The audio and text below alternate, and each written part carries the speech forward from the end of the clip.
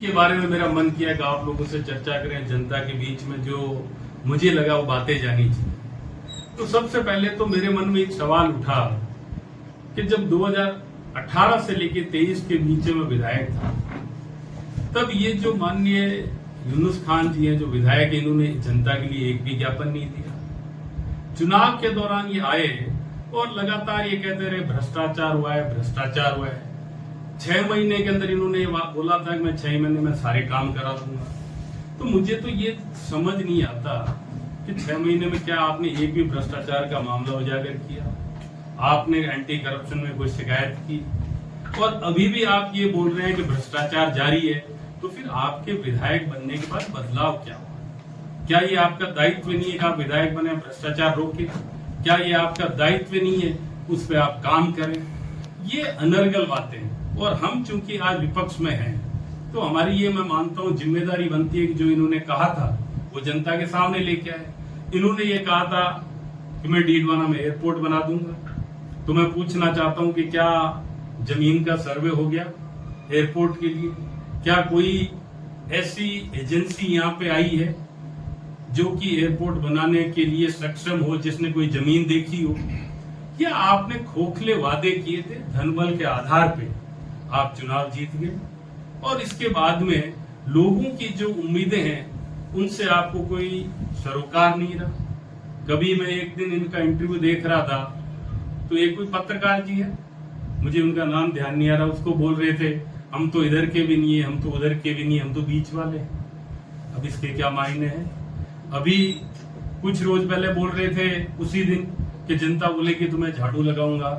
तो अभी मेरे पास आज सुबह फोन है एक बाबा का कि यूनुस खान जी झाड़ू काट देगी।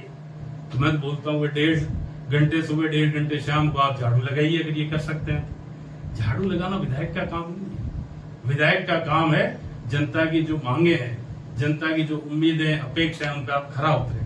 भ्रष्टाचार की बात यूनुस खान जी कर ही नहीं सकते। लोगों से बात करो तो ये बोलते हैं कि यूनुस खान जी बड़े पैसे वाले हैं। मैं पूछा कैसे पैसे वाले? वो तो मंत्री रहे। क्या मंत्री बनने से आदमी पैसे वाला बन जाता है? लोगों के बीच में ये धारणा कैसे है कि यूनुस खान पैसे वाले हैं?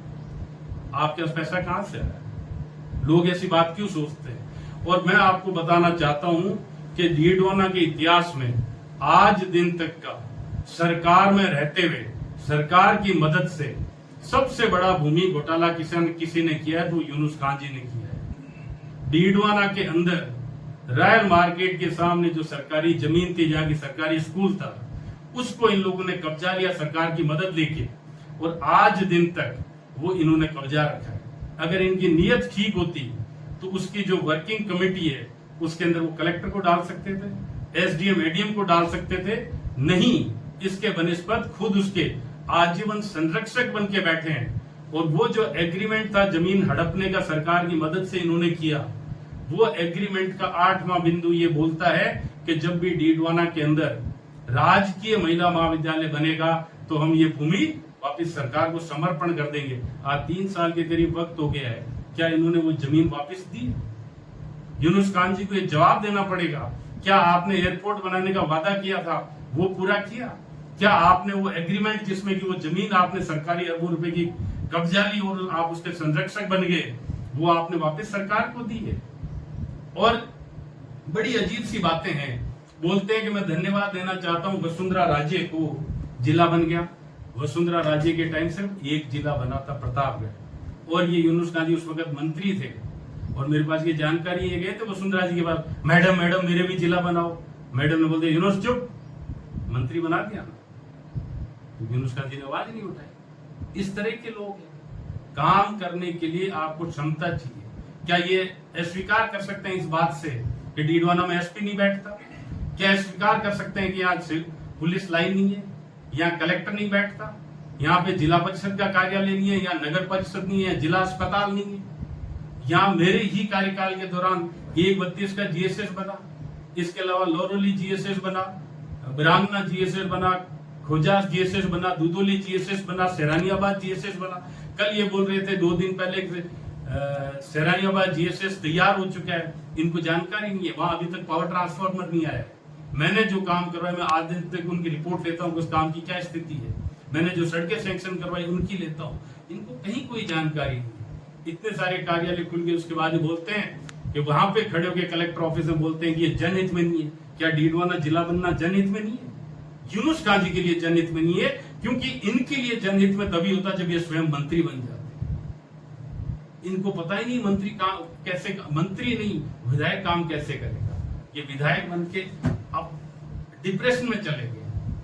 इनको समझ नहीं आ रहा मैं काम कैसे करूं। लोगों को उल्टी सीधी बातें कर देंगे, 6 महीने में फला करा देंगे, फला करा देंगे, आज कुछ करवा नहीं पा रहे हैं। तो मेरा आप लोगों के माध्यम से एक और आरोप लगाया कि चेतन डूडी ने पाप किया है, उनको गंगा नहाना चाहिए। और उन्होंने बोला कि वो कहीं बोटिंग कर रहे थे। मैं बोटिंग जहां कर रहा था उस जगह का नाम भांगड़ा नांगल डैम है, और वो नदी जो थी वो सतलज थी, उसके अंदर ब्यास का पानी आता है, और 40,000 स्क्वायर किलोमीटर के अंदर किसानों को वहां से खेती के लिए पानी मिलता है। यूनुस खान जी को जानकारी नहीं।